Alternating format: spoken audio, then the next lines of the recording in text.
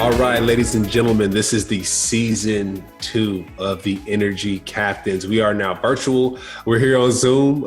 Whitney and I. Whitney, how you doing over there, girl? Just trying to stay healthy over here. Yes, same here. Same here. Same here. Being in Tampa, it's the hot spot, right? A lot of people are like, hey, if you're coming from Florida, can't just stay where you are, please. I had to cancel a couple flights, I cancel a couple weddings because I'm like, we could wear our mask and we could be socially distant, but that's just not comfortable for everyone else. Yeah, and I know even in the beginning, you were obviously standing up and part of the protest and traveling a little bit more. And then about a month or so ago, I remember getting a text from you saying like, whoa, I realize I really have to lock it down. So where did that shift in mindset come from that you thought, okay, maybe I need to change how I'm going about things? Yeah, the shift came really when I went home to Atlanta and my mom and grandma were like, hey, you can't be coming in and out this house. Like, it's going to have to stop here. And so I at one point, I felt like they were doing things to kind of like get me out the house, like shutting off the Wi-Fi so I couldn't like hop on and handle business or whatever. So, it's just funny, man, how serious that we do have to take it. It's not funny, but we have to take it very serious. And living out here in Florida, the people who aren't taking it serious are like it's the older groups, the generation where they're at the beach, no mask on, they're at the at the restaurants and the grocery store, no mask on. You're 70. What are you doing? Exactly. And you're someone who's used to being around people all the time. I mean, I don't know more of a people person than you, who's so social and just loves meeting new people and being in groups of people. And most of what you were doing before COVID was broadcasting and partnerships and endorsement deals, and you were always on the go. So how do you feel like that you've been able to make the most of this time, and how have you pivoted? Yeah, so pivoting really is using how I can use my network to help boost other people up, right? If I know a graphic designer or I know someone who loves to handle the day-to-day social media stuff, kind of figure out where I can connect brands or people and businesses to a team of contractors that can get those things done. But yeah, really just leaning on the networks. And really a lot of this too is setting things up for the future, right? For grad school. If that starts soon, depending on COVID, who knows, right? But really setting things up for the future. I'm actually working on getting my insurance and everything switched over from Atlanta to Florida because I've been here for about 4 or 5 years now. So it's time to make that switch. Yeah, Tampa's home. That's been the silver lining of the pandemic, is that you've realized how great it is to live here. Yeah, Tampa's great, and it's tough because I'm not welcome in the house in Atlanta because of COVID. So yeah, this is home. Yeah, I have a friend actually who's a dentist, and she's taking over someone's maternity leave. So she's going to step in and be the dentist for a few months. And her family is here, but she asked me if I knew of a place that she could rent, because after seeing patients all day, she can't go back to her own home where her parents are and risk exposing them. So it's this whole world that maybe we can be close to family, but you really can't get close to them. You feel so close, but so far at the same time. Yeah, it's very tough. It's very tough. And I was going to go to California, do different things. Like you said, I'm very social. So I'm like, has the pandemic broke? Like, I'm going to make moves regardless. But, I get that message from my aunts in California, like, hey, buddy, if you're coming from Florida, you got to quarantine for 14 days. So I'm like, oh, man. So canceling flights left and right, which is okay, because at the end of the day, as long as our family is healthy, that's the only thing that matters. Couldn't have said it any better. And you and I are the type of people who are always on the go. And I feel like we've learned some important intangible lessons during this time. We've both talked about the importance of working on our patients, of our mental well-being and our mental health, focusing on meditation and yoga, and ultimately seeing this as a silver lining that we have all this extra time to focus on quality time with loved ones, which, with life on the go in the past didn't happen as much. And then when life starts to get back to our new sense of normalcy and things get busier, we sometimes don't fully take advantage of that quality time. And this has been an opportunity and kind of gift to say, like, all you can do right now is be with your loved ones, make the most of it. Yeah, most definitely. And it's just crazy because you gotta make sure you call and check in, right? A lot of times one of my friends, she's in New Zealand she's from New Zealand, but she's in Europe right now. And she was like, oh, sorry that I haven't, communicated with you. I've been super low key because of COVID. And And I was like, hey, we're both guilty because we got nothing but time on our hands, and the phone works both ways. So definitely it's time to reach out and connect with people because you just never know. Right, absolutely. And you and I living in Tampa, like we got kayaks and we've been taking them outside maybe twice a week. And that's been such a blessing that we wouldn't have done otherwise. And you texted me like, I'm going to go buy kayaks. So we found all these great outdoor activities here. But I really think it's people who are living by themselves and the elderly who are having the worst time, obviously, aside from the people who've caught COVID. And so just kind of giving some extra thought to those people because it's just so many hours by themselves. And, for you have a girlfriend and being appreciative that you're able to always rely on her and have her company because it really makes all the difference in the world during this situation. Yeah. Having a partner is definitely big. And so, I saw something with Troy Vincent today with his wife, and he was just like, hey, one step at a time. Like, I know it's tough, but just one step at a time. Like, we're going to get through this. And I think that was a great message because, I say that all the time. People are like, hey, how you doing, Cam? I'm like, hey, one day at a time, just taking it easy. So, I do think it's important. And, speaking of Troy Smith, when it comes to the NFL and different things like that. Troy Vincent. I wanted to kind of mention, transition a little bit, kind of speak about the things that are going on, right? With the NFL season, with COVID, I won't say the allegations, but the issues that the Redskins are having. What are your thoughts on that? The issues from the Redskins' behalf? Yeah, well, I think we will definitely have to dive into the whole sports coming back thing because that's just an unprecedented conversation. But I also think during this time, there's a lot more sitting around and people have extra time on their hands. And sometimes that can elicit good things. And sometimes people have way too much time to share their thoughts. And I think we've seen a lot of that. I think the Redskins story really hit me hard and brought tears to my eyes because I have been in so many workplaces and situations across the board where people have used the power of their celebrity or their business to mistreat me, whether it was going through some sort of emotional abuse, being unkind, or frankly, like hitting on me as a woman. And you just want to go to work and be able to do your job and feel comfortable in your own skin and trust the people around you. And you are such the example of that, of how to treat your female colleagues. I mean, you are the top of the top when it comes to quality guys. But I felt so badly for those women because I know in a lot of situations that I haven't spoken up because I was so afraid of the repercussions of never having another shot in the sports industry. And there are times I've politely eliminated or cut off the person from my life, and there have been repercussions for that. So I know how scary it is. I know how bad it had to be for them to get to this point. And it's hard enough for women to go through the world and do everything they have to do and to make it in the sports industry. And then because of your gender to be made to feel like you were nothing and to suffer abuse and mistreatment and to feel harassed is just the worst feeling in the world. You lose your sense of comfort and stability and everything that makes you who you are. And it just broke my heart to hear that abuse of power was happening within an NFL team. What were your thoughts as a guy when you heard it?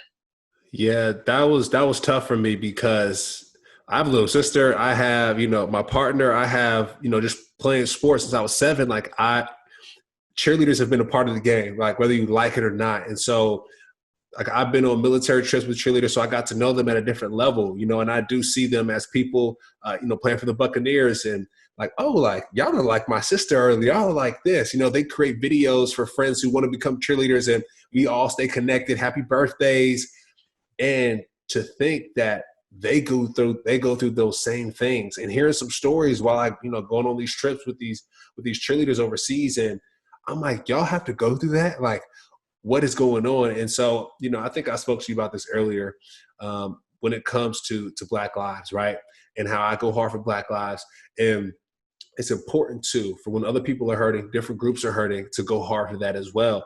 And when it comes to women, it's just a special place in my heart because number one, a single parent home, right? Like my mom, that's the rock star, right? Mom and grandma.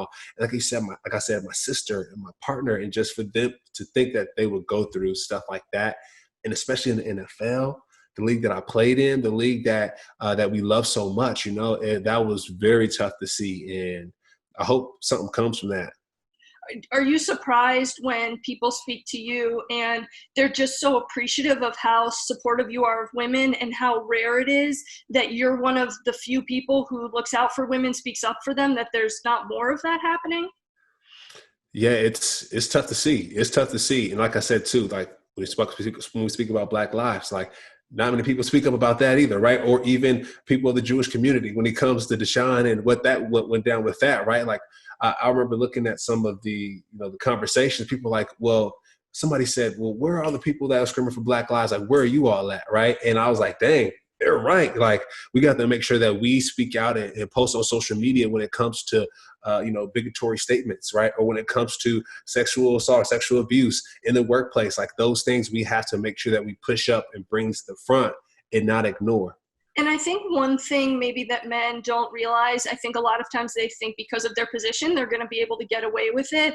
And just recently we've had Harvey Weinstein exposed, Larry Nassar, the women's gymnastics doctor, quote unquote, this Redskins situation, like the Matt Lauer, the truth is going to come out if you do something bad. So just know that you're going to get exposed in time. And also, if you are a good-hearted guy who isn't realizing maybe the impact you're having, you're making comments here and there, what you do to these women, even if it's just a comment, can be completely detrimental. It can, require therapy for years. Sometimes women never get over it. When you take away their ability to feel comfortable, it does damage to every other aspect of their life. And, some of these guys may not realize they're good-hearted, fun or hitting on women when women don't want it. They think it's a joke. It's not a joke. It can completely destroy them, and they may never fully recover from it. And it impacts their ability to feel safe. And when you take that away, you kind of have nothing else. And so it's just a reminder to be cognizant and to never think if you're in a position of power, you're going to be able to get away with treating women like that.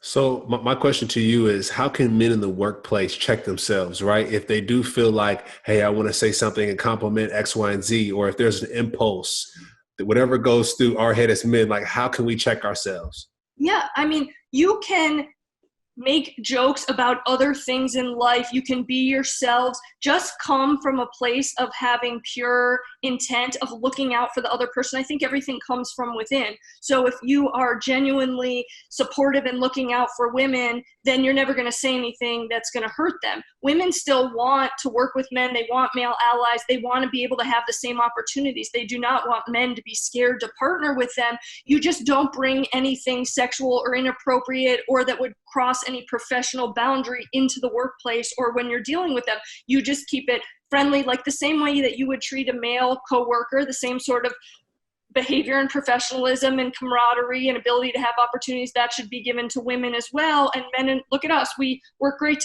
together. We can be great friends, but both you and I are very respectful people, and we would never cross that type of boundary. And I think that's the line that all men have to stay behind as well, is you can support women, give them opportunities, build them up, treat them as unbelievable colleagues. You just don't bring anything sexual or personal into the dynamic and save that for your time at home.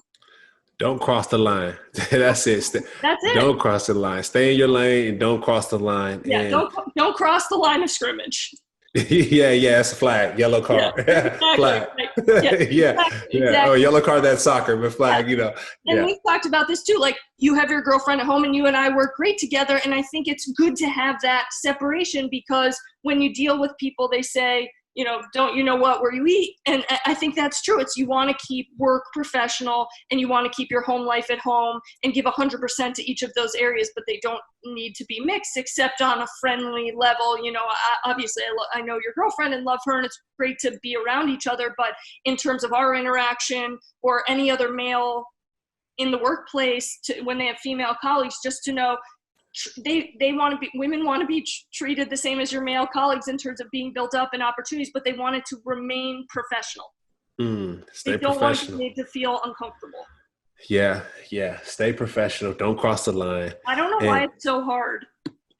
Yeah, I mean, being a guy, I can't speak for all of us, but we're a different breed. So we're a different breed. That's something for another day. that's our PG-13 episode. Yeah. And sort of transitioning, when you were talking about the Black Lives Matter, I think something else that came up during this whole situation was the Deshaun Jackson comments. And I know you played with him, so I was just interested to hear your thoughts, because I think ultimately he was trying to stand up for Black Lives Matter. So did you feel that support, or did you think it was offensive the way he went about it? Yeah. So Deshaun, when it comes to community service, when it comes to social justice, he's been one of the leaders, like, Gerald McCoy himself and some other guys were a part of these groups, and I was as well.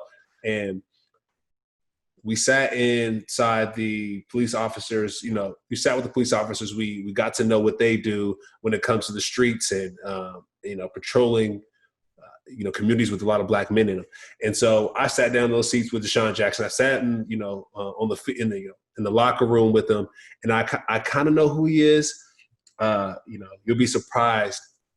A lot of athletes don't really connect like that, right? On the, off the field and whatnot. So with Deshaun Jackson, that picture that he posted on his social media, I think it was a Farrakhan quote, Farrakhan piece of literature, and he had Hitler on the story.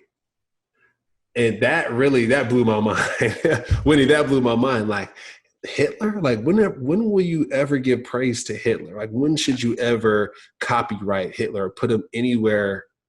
I just didn't get that. That threw me off guard. Clearly, I mean, not clearly. Apparently, he was uneducated. He was misinformed.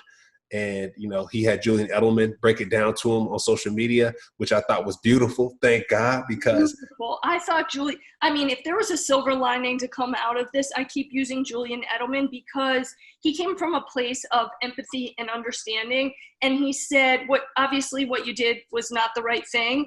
And you probably know that by now, but it was solution oriented. Let me help you fix it. Come understand my world and why what you posted was wrong. And I want to take the time to understand your world. And then we're going to over communicate. We're going to talk about it and see how we can understand the other person's side and then get on the same page.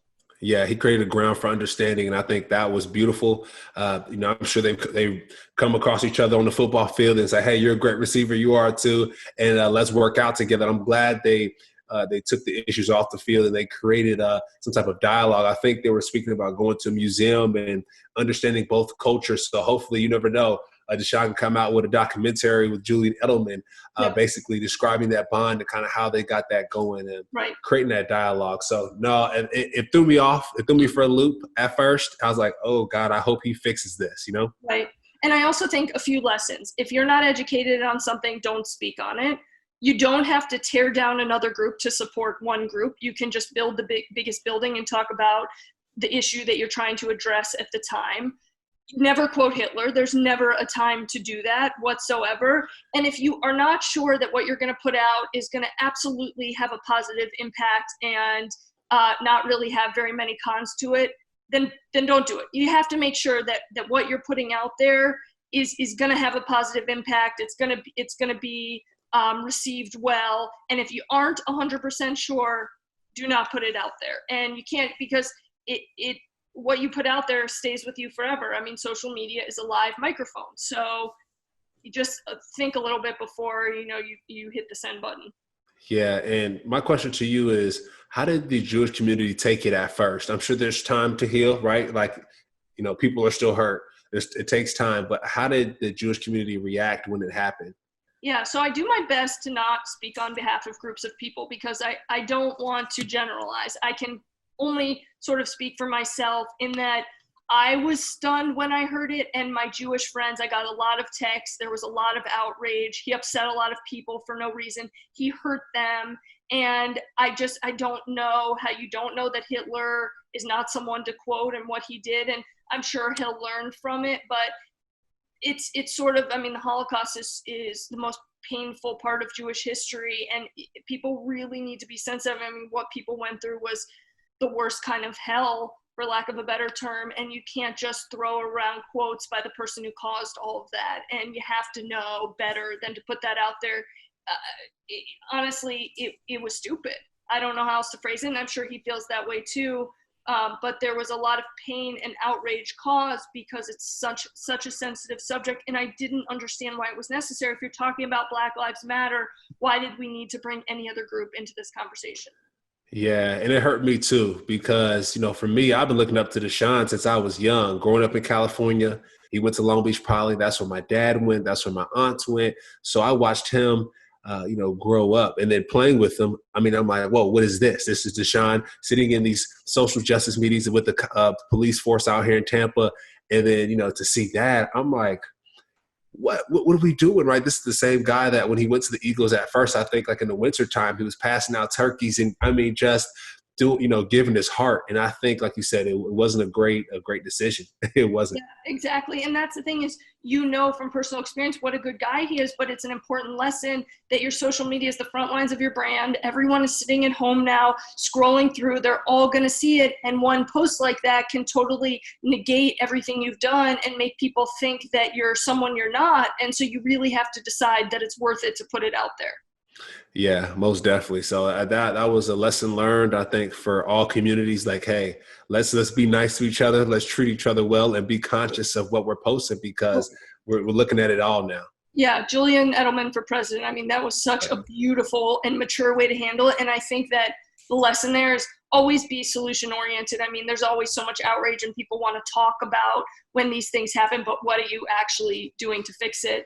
And I think, I'm just curious, sort of in that vein, I know we're quickly running out of time, but we're in this weird spot now in July where normally football starts in the fall, schools are coming back, and I think by now everyone thought we'd be in a much better position.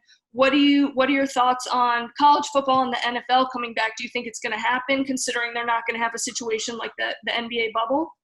Yeah, so I did see something about not Syracuse, New York sports having no fans. So New York, that state's pretty important, right? And I do think they're going to start it off with that, and then probably California and Florida will follow up with Florida and California, no fans. And I'm seeing fans of only 500 and different things, but I do think sports will go. To be honest, a lot of people are counting on it. A lot of these television networks are counting on it, and to be honest, just start having a media company and understanding the business outside of football. The networks drive a lot of the revenue because the people who are watching those television shows are paying that money, right?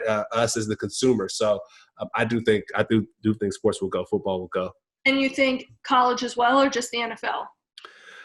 I think college too. College, and right now we're fighting for the college athletes at Syracuse to have resources, football or no football right now. So we're speaking with the AD and their new diversity officer that they hired, and we're speaking to them, and they're like, it's looking ugly on this end. But what I do think is that it will go. Football generates a lot of money. They send us messages all the time. Hey, you can donate here or there. We're like, no, we need change first. But just speaking to them, the AD, the athletic director, he's a little hesitant kind of what's going to go down. But I do know that he needs it to go down for the school to generate the money that they know they can generate. And the last thing we want is more people to get hurt or financially impacted in this situation. I was talking to a girl today. She was so excited. She landed her dream job at the U.S. Olympic Committee. And 2 months in, when the Olympics got postponed, she lost her job there.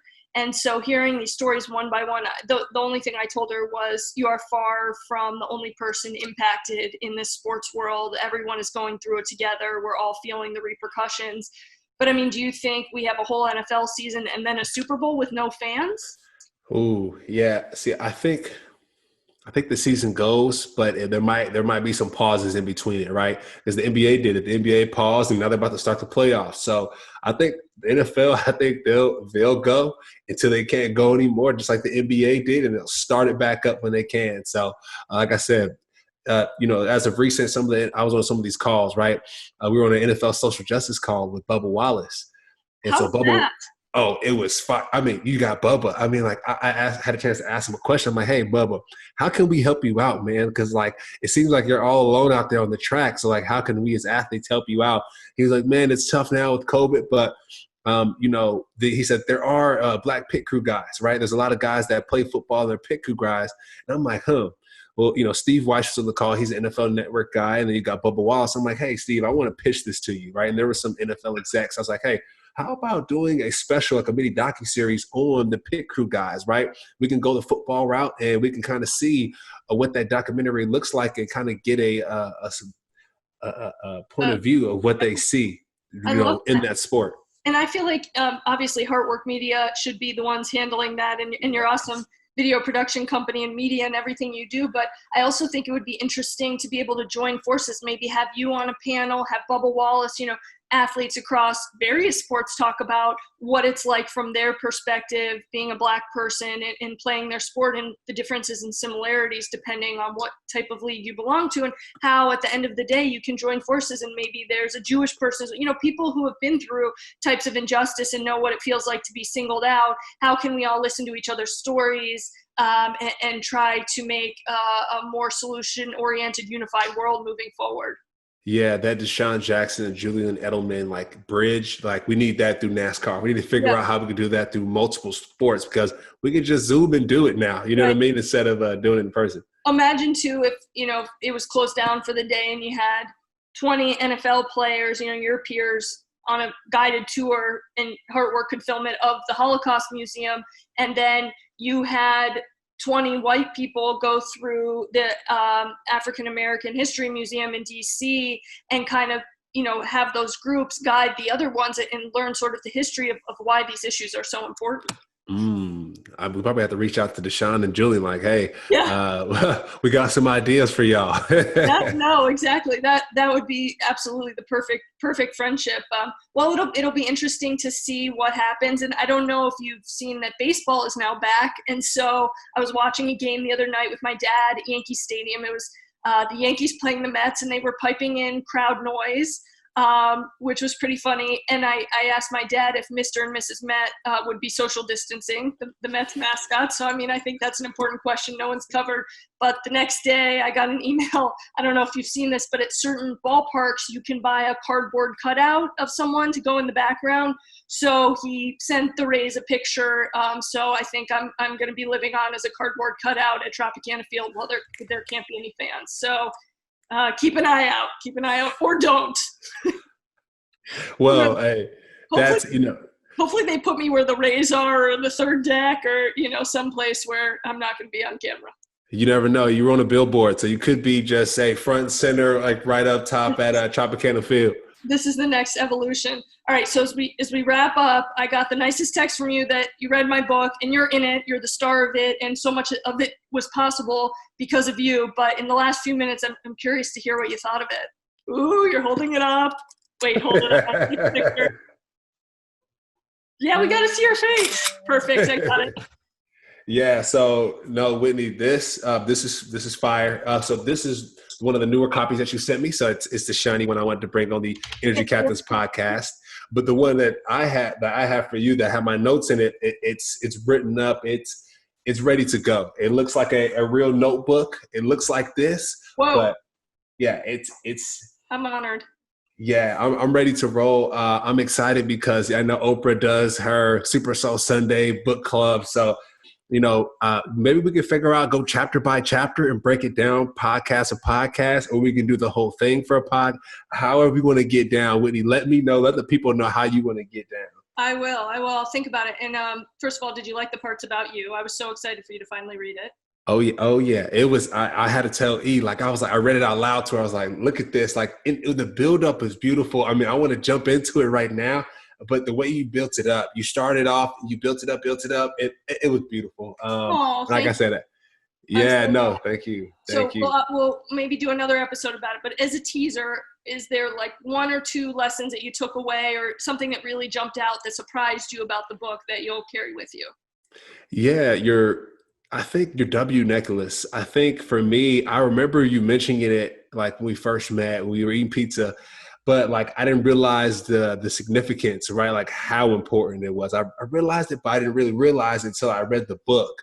And so that stuck out to me the most is those memories and those people that are in your life, I hang on to them because, you just never know. And that hit me hard. It reminded me of my grandma. She's in California. She's 80 something years old. And, it made me think I hope I can go get to see her before anything happens. And, just your story with your necklace and your family. And we won't spoil it too much, but Okay. it just showed me that we need to reconnect with our people and Without love doubt. our people. How important they are. And I think something I told someone the other day who just read it is that life is not a straight line or always easy for anyone. There's lots of hard moments. No one is immune to that. No matter whether you're a regular person like me or you played in the NFL like you, we all go through our trials and tribulations, but it's all about persevering, wading through the hard moments, making the brave decisions, and knowing that you're going to get through the hard times. There'll be better times ahead. And also bringing as much positivity into life as you can. I think perseverance and positivity are sort of the difference makers of, how you end up ultimately sort of chasing your dreams and achieving happiness. And I think a lot of people look and say, oh, it's that person, it just worked out for them, but it's not that at all. It's just that the ones who make it just keep going. Yeah, and another thing too, once you said that, your knack to never give up, right? Like, dang, there's so many points I want to jump in, right? The Super Bowl moment, Right. Super Bowl moment. There's Okay, so many moments. We'll save them. We'll let this be a teaser. Yeah. Super Bowl moment. I mean, you hit like a half court, like final game. I mean, it was nuts the way you built that story up. And there's so many other moments that I'm really excited to talk to the people about. Okay, we'll have to do it. Well, I can't wait. Well, as always, when anything happens in the world, I'm always so excited to talk to you and to hear your thoughts. And you're so wise and have such great perspectives and are always, of course, checking on me, which is very sweet. And so I'm glad we got to do an Energy Captains episode where we talked about these important topics. And until we can hug again, give you a virtual hug. And I'm grateful for technology so we can keep Energy Captains going. Yes, most definitely. This has been the second episode of the Energy Captain Season 2. We are virtual. Whitney Holtzman, Cam Lynch here, and we are checking out, y'all.